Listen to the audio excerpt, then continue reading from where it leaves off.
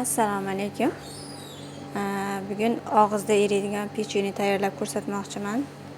Bizga meni o'zimning chamamda 1,5 kilo un, 1 stakan shakar, 250 gram margarin, bitta kosachada qattiq, yog'li, rosa shirin qattiq bo'lishi kerak.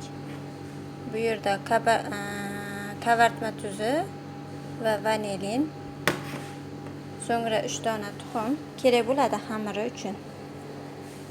Nachinkasiga asal va yong'oq kerak bo'ladi. Bezak uchun saxarli pudradan foydalanamiz. Demak, ishni unga shakarni aralashtirib olishdan boshlaymiz.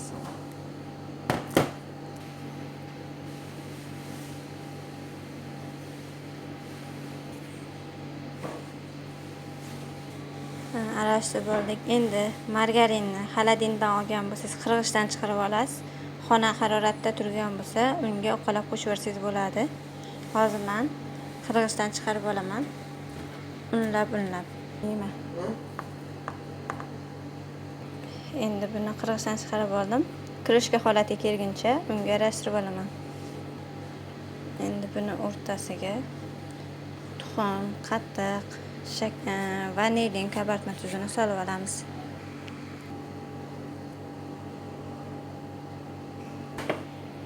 Endi aralashtirib olamiz. Hammasini aralashtirganda mana qo'lga yopishmaydigan yumshoqqina xamir bo'ladi. Mana shu ko'rinishda chiroyli xamir chiqadi, yumshoq, qo'lga yopishmaydi. Mana 20 daqiqaga xolodilnikga tindirishga qo'yamiz. Xamirimiz tingungacha nachinkasini tayyorlab olamiz. Biz yong'oqni mayda-mayda qilib to'g'rab olamiz, mag'zini.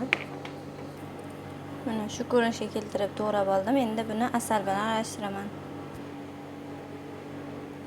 1 piyola asal yetadi.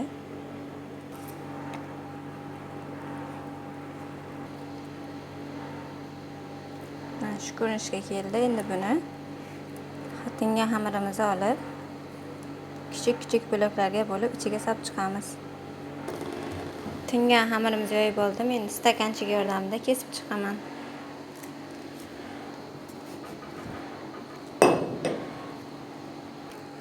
Kesib oldim. Endi ortiqcha xamirlarni olib olamiz.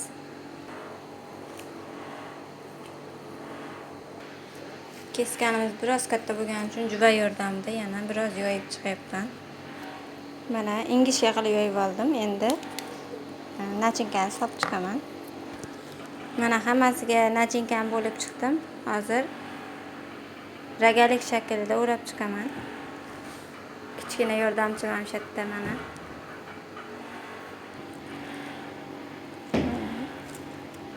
Bu shaklda bananchik shaklida o'rab, bananchik shaklga keltiramiz bunday.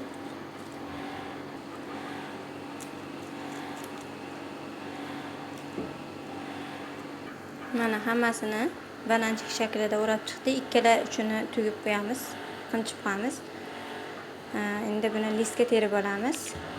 Mana listga terib oldim. Endi buni 180 yoda 200 gradusga 20-25 daqiqaga qoldiramiz. Qizarib ketmasligi kerak, chunki ustiga saxarli pudra bilan bezak beramiz. Mana pechenimiz pishib chiqdi. Endi bunga issig'ida saxarli pudra sepishimiz kerak.